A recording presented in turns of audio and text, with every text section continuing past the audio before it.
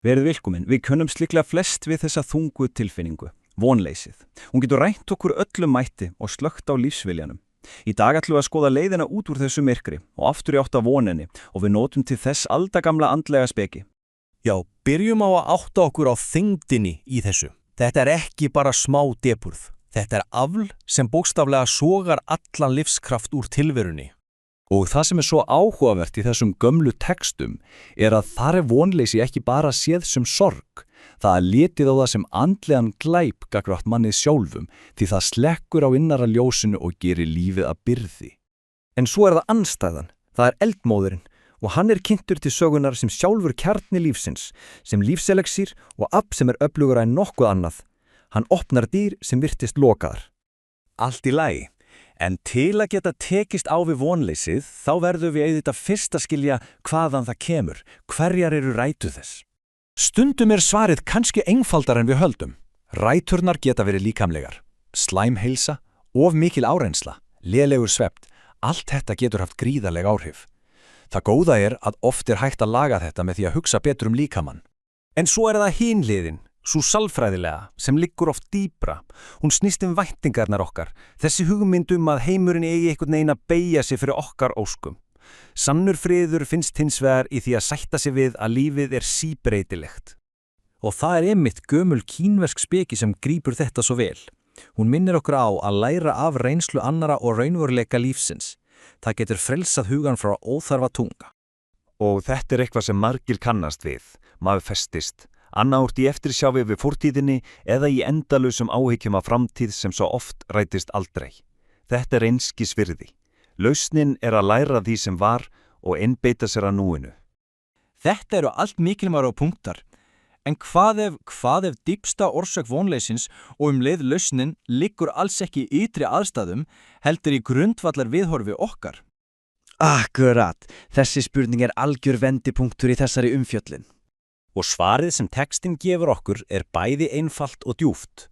Líf sem snýst bara mann sjálfan, eigin hag, það elur á örvæntingu. En leið og fókusin færist yfir á velferð annara, yfir á óeigingerni, þá byrjar myrkrið að hopa og vonin og eldmóðurinn kvikna. Ok, svo ef við tilengum okkur þetta nýja sjónarhorn, þá er spurningin.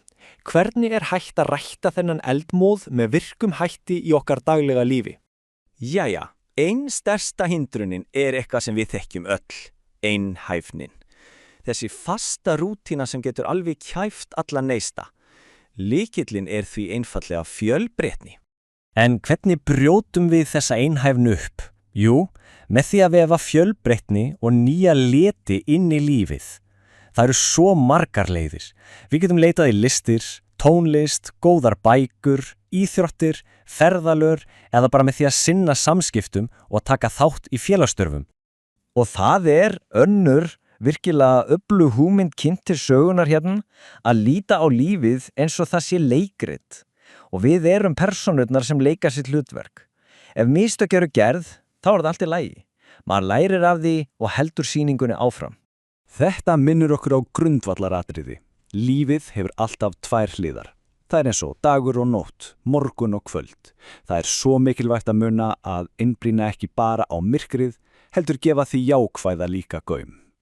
Og það er mikilvægt að geta þess að öll þessi speki sem við farið yfir, hún er innblássin af hinum guðdómlegu rítverkum Pandit Sriram Sharma Acharyaji. Jæja, til að loka þessu, skulum við enda á virkilega kraftmikili og bjartri sýn á vonina sjálfa. Því boðskapurinn er þessi, jafnvel í svartasta myrkrinu, þá er alltaf að finna fræ bjartra möguleika. Þau bíða bara eftir því að við nærum þau með stöðugu átaki. Og það er önnur tilvitnun í þetta sinn frá C.S. Lewis sem neglir þetta niður.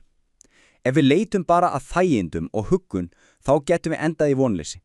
En ef við leitum að sannleikanum, þá er vonin það sem við finnum að lokum. Svo eru þetta skemmtilega írska spakmæli sem minnir okkur á að þótt við höfum trú, þá verðum við líka að sýna visku og skynsemi á okkar ferðalagi.